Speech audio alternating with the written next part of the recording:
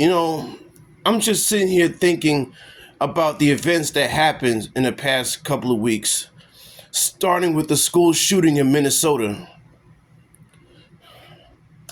God bless the children. And Charlie Kirk getting unalived by his own supporter. And even worse, our black brothers is still getting lynched out there.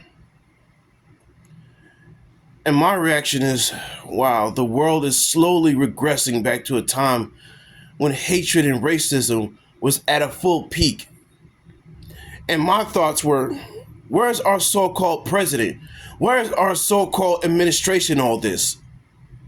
I know J.D. Vance is still humping the couch, and Marco Rubio is somewhere being a coward, and Ted Cruz is still sniffing his own fart.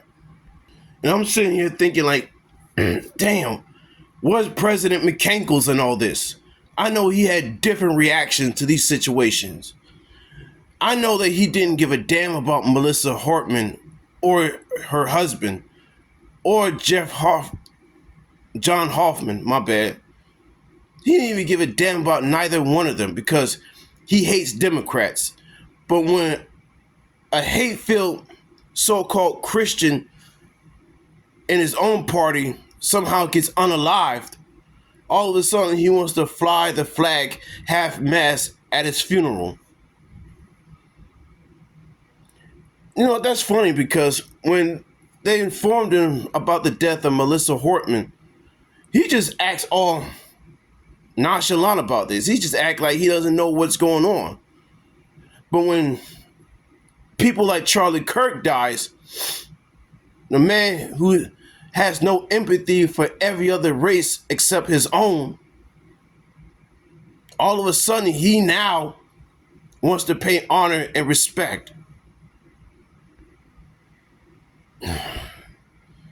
And what makes it even crazier is that the people in office wants to name him the 13th disciple. Honestly, I'm not making this up. They said it. They said it themselves. They said that he would have been the 13th disciple. And I'm sitting here reacting like, God, no. These people got it wrong. You know, in the midst of Charlie Kirk's death, don't you think the FBI would have jumped on it immediately? But no, my bad. Cash Patel is doing something. I don't know what it is, but it's not productive. You know, speaking of Cash Patel, I'm glad Jasmine Crockett put his ass on the spot, man. I'm glad my girl Jasmine Crockett put his ass on blast for his bullshit. You know, he can get defensive all he wants, but we all knew the truth. We all know what's going on. And plus, I heard the news that Jimmy Kimmel got his show canceled all because he mentioned Charlie Kirk. And it wasn't even a joke. He didn't say anything like a punchline. All he said would mention Donald J. Frog's reaction to the whole thing. I seen the news clips. He was more concerned about his new ballroom rather than the death of his colleague. Excuse me for my stuttering because I got so much thoughts in my head, man. I'm trying to can't get my composure, but it's really, really pissing me off. How this party claimed to be the party of free speech, but yet we say one thing about them, all of a sudden we end up getting canceled. Yeah, free speech is available. Yeah, if you're MAGA. I knew this would happen. I talked about it in my last blogs earlier. First, Stephen Colbert. If that happens, who knows who'll be on the chopping block? God, I'm just so fed up with this whole administration. I'm so sick of the bullshit that's still happening. I am so sick and tired of the selective outrage. And I'm still angry at the fact that one of the Fox News hosts, Brian Kell, or whatever his last name, made a comment saying that we should kill off homeless people. If he makes a comment like that, he gets to keep his job.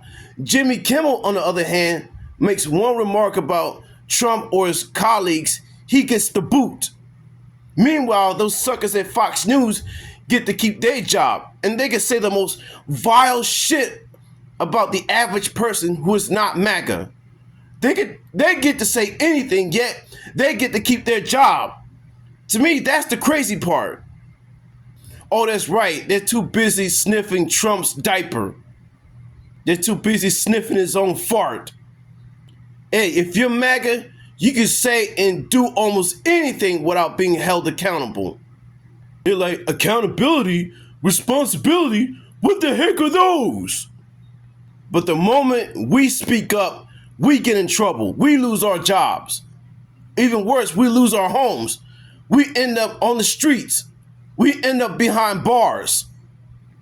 You know, let me get off this damn camera because I'm about to lose my shit, man. To all y'all who stuck with me and watched my videos to the end, thank you very much. I truly appreciate that, man. I just had to get this shit off my chest because I know y'all feeling it too. And to MAGA, all you MAGA supporters, fuck y'all. I'm out. Peace.